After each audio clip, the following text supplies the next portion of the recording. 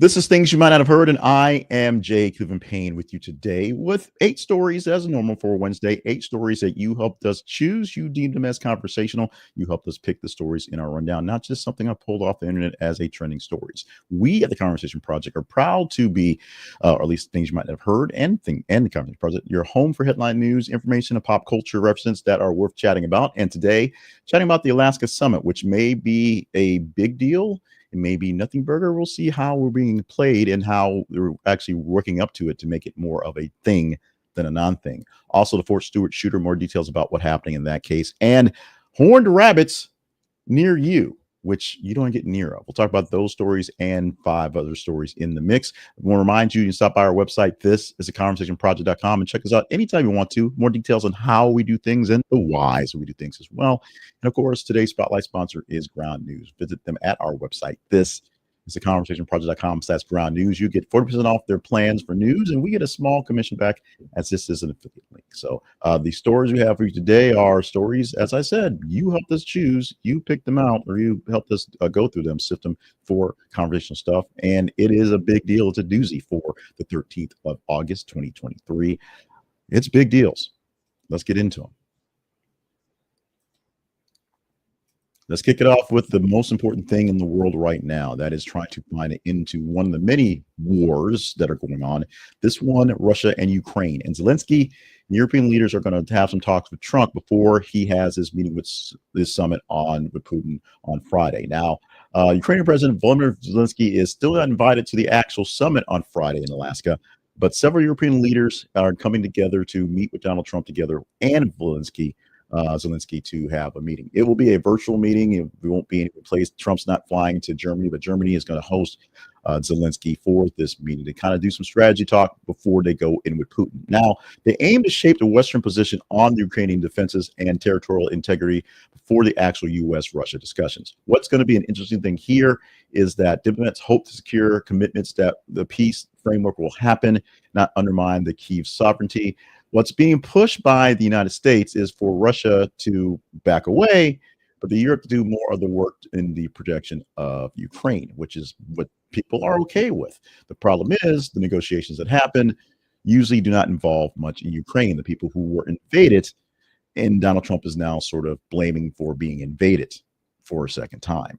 Zelensky believes that anything that occurs where Trump is saying there'll be some, just some land swapping here and there, conceding of some land there, will basically lead to Ukraine having to deal with a third invasion as soon as Trump is out of office in about 3.5 years. Someone else will roll in, they'll just come in again, Russia, and try to take over again with no one to stop them. That's where things are sitting right now. Trump has signaled openness to rapid settlements, getting this thing done, basically wants to get a deal done, and raising concerns among allies about potential concessions back and forth. So he's listening. Whether he'll actually agree is something else. The meeting expected to take place before this thing happens. It's today's Wednesday, so it's not much time to get it done. But Friday, the big deal in Anchorage will happen. We'll see how that goes and what happens in the meantime for the prep work, which will actually include a bit of the nation that's been invaded, as opposed to the actual talks to have peace, which does not include the nation that was invaded. Mexican authorities have deported 26 suspected cartel operatives to the United States under a recently signed bilateral enforcement pact. So this is good law enforcement that we must give praise to Donald Trump for doing. This is good things. The agreement accelerates cross-border extraditions for individuals facing serious charges in either country, so we can send them there or they can send this to us. U.S. officials say most of the suspects face federal charges related to drug trafficking and organized crime. Critics in Mexico are arguing that the deal compromises its national sovereignty. Why are we giving these people up to these people being us? So there's that thought process. However, the deal allows them to get people back and prosecute as well. So in all fairness, it seems like a good sort of back and forth. If you get the right people back and forth, I'd guess. The operation marks one of the largest single-day deportations tied to the cartel enforcement. And this is deportations to us and not us sending folks away, which is not how we do things apparently these days.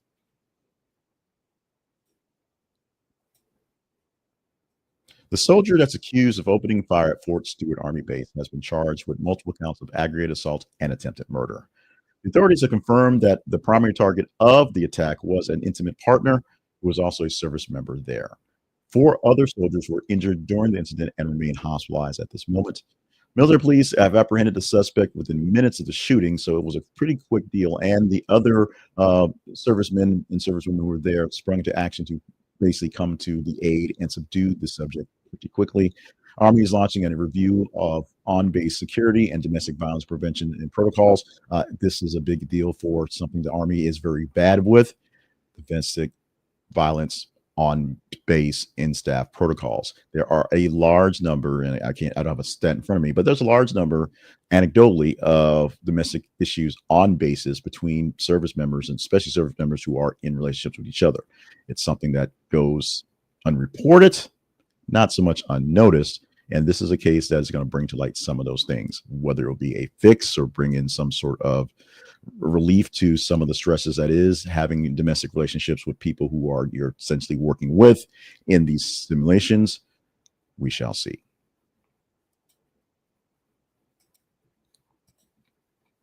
Don't expect that check just yet, but Capital One has agreed to pay $425 million to settle a class action lawsuit over a massive 2019 data breach. If you had an account in that time and place, you may be up for, the $10.15 that you'll get from the class action suit. The breach exposed personal information of more than 100 million customers, including social security numbers and bank account details.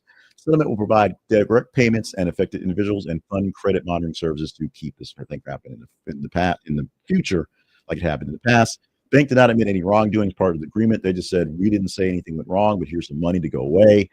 Final court approval is pending. Don't wait for that check just yet. You're not going to see any links for the class action suit. You're not going to see any commercials for this suit for a little bit as they're waiting to finalize all the pieces. But if you owned an account with Capital One 360 at the time, or whatever it was called, I think it might have not even been called Capital One yet at the time, you may be up for a couple bucks in the settlement for class action.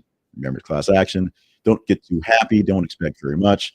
I said $10 and change. That may be generous when these things come down. We need your assistance.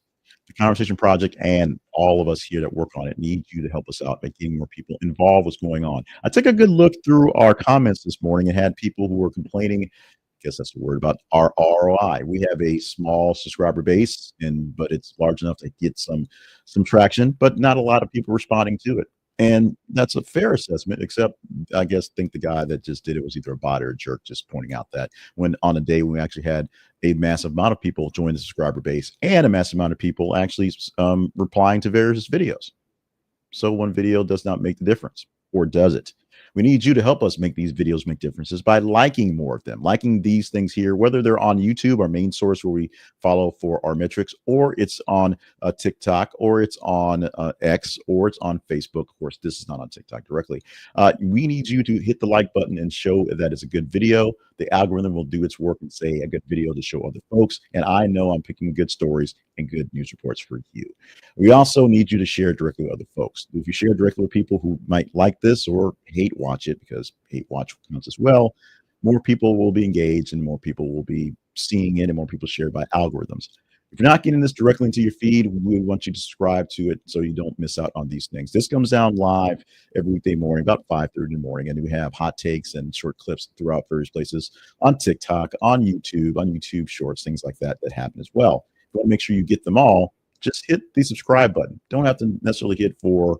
We don't necessarily hit for for notifications. Just make sure you're subscribed in so you can make sure you can see what we have going on. You don't miss out on it on the first runs, if you will.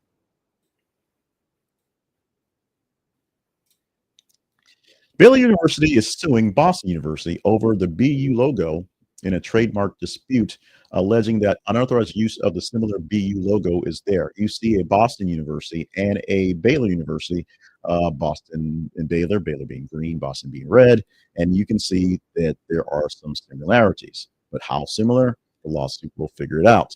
It claims that the design creates a brand confusion, particularly in athletic merchandising and licensing. Someone may buy a red Boston jersey off the shelf someplace when they think they're buying a green Baylor jersey, or vice versa. Boston University disputes the claim, citing that the longstanding use of logo in the Northeast, and no one has complained about it yet. Case underscores the rising value of university branding rights, especially right now that the universities are being to pay these students. They got to figure out, make sure they're getting all their coins, all their change directly. Both schools compete in separate athletic conferences, so there's no confusion when they're on the field.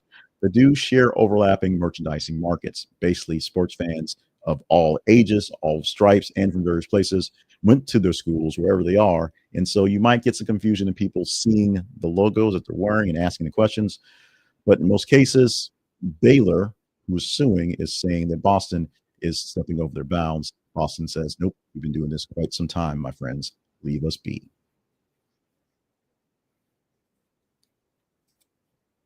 Beyonce doesn't need to go reach out to Tracy Jordan just yet, but she is halfway to the EGOT as she won her first Emmy for the Beyonce Bowl halftime performance. That was a spiced up version of the halftime performance from her Netflix football game, and they basically turned it into a documentary or show with high production and combined live vocals, intricate choreography, political symbolism, and of course some Blue Ivy as well. The win adds to her great collection of Grammys and Oscar noms, not quite in there yet with the wins, and get closer to getting that O, the Oscar, and the T, the Tony. Fans and industry peers have widely celebrated this milestone, so most people are happy for her. There will be haters. There always are. The awards were presented during the Creative Arts Emmy ceremony, so not within the big ceremony. These things are coming out like months ahead, so that happens. But Beyonce gets her Oscar. Congratulations, Beyonce. And like I said, Tracy Jordan, EGOT chains, not quite there yet, but she's Beyonce. I'm sure she's working on it. YouTube is set to test a new AI-powered age verification system here in the U.S., announcing this testing on a massive scale to happen for viewers here very soon. The system analyzes facial features to estimate age, aiming to prevent minors from accessing restricted content. Google says no images will be stored in the processing and will occur in on-device for privacy protection. This is not a way to scan your face to use for its AI tools. This is used for good. Probably not for ill. Probably not for ill. Privacy advocates remain skeptical, citing potential misuse and errors.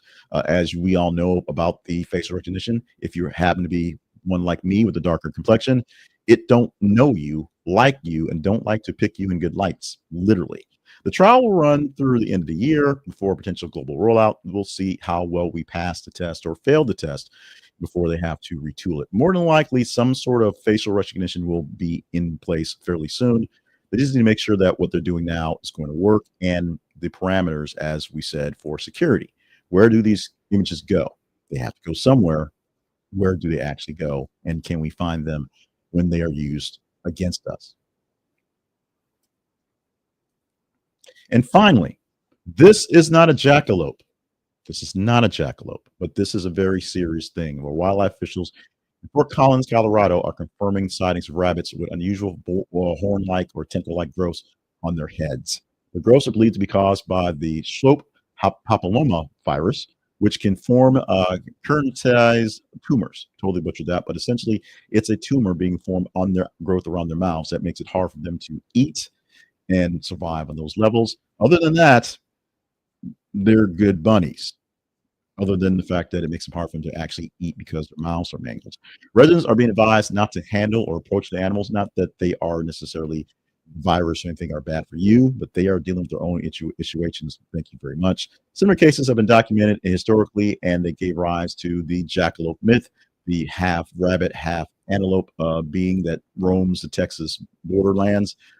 This is not jackalope stuff. This is a very serious issue, and the officials are trying their best to eliminate the virus and get more safety for these actual animals. But if you're thinking this was a cryptid that you were missing on your bingo card, this is not it. This is something totally different. For more news about cryptids and shootings and Beyonce, and if you don't think that the way they were presented to you in the manner that they're presented to are solid enough, check this out.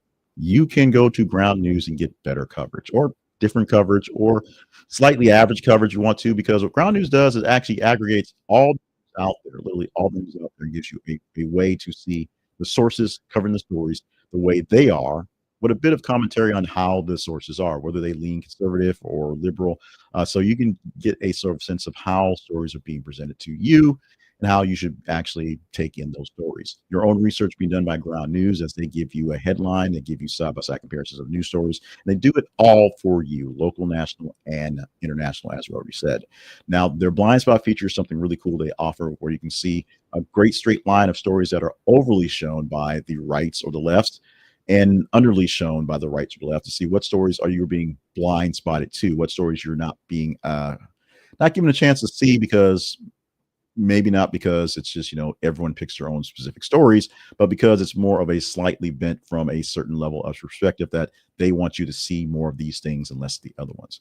It is what it is. It just happens to be. It's just what it is. But Ground News can help you out with that, and we can help you out with Ground News, and you can help us in the way. It's a great big circle of life where you use our affiliate link at this is a conversationproject.com/ground news. What you get is 40% off their news plans, which is awesome. What we get is a couple pennies off those dollars that you are spending for your news plans. We get an affiliate commission, and Ground News gets another subscriber to its base. We all win with Ground News. We all win with this link. So if you're ready to upgrade your news coverage and get an aggregator that will cost you great news coverage for less than $10 a month, Ground News is ready for you. Visit our affiliate link. This is a conversationproject.com/ground news. We got you covered. And we had you covered for your Wednesday edition of Things You Might Not Have Heard. I am Jay Cleveland Payne. Thank you so much for joining us for the August 13th show and helping us out with the comments and the commentary for what we're doing now. I am getting used to, if you're used to the longer edition, where at this point we're only at story number 5, maybe, I'm getting used to doing this on a shorter version and getting the little commentary and just making time for more commentary and the hot takes. That's the way it's going. If you're enjoying it, let us know. If you want more detailed commentary in these things, we can add 10-15 seconds to the stories. I think we can go with that one and work with that one, but it does take a very complicated slope to make sure we don't overdo it. So O is telling me to make sure you keep it pithy. 20 minutes he's still kind of doing in the camera, but let me get on the camera. Mike's in the way. Anyway, thank you so much for joining us for this stuff. Love you guys, mean it. If you want to engage with us, follow us on our feeds on Facebook and X so you can help us choose the stories. You help us make the rundowns, and of course consider being a partner so we can do more things with the Conversation Project and you, and maybe shut the guy up that's saying he doesn't like the ROI we're getting for the responses. It is what it is. We are still a smaller-ish channel. We're nowhere near a silver button playlist level, so it is what it is. So any comments, any emails you want to send to the conversation inbox, gmail.com, I appreciate it. I will read them. I will do my best with that feedback going forward. In the meantime, we read the bad ones and mean ones too, because they have some worth.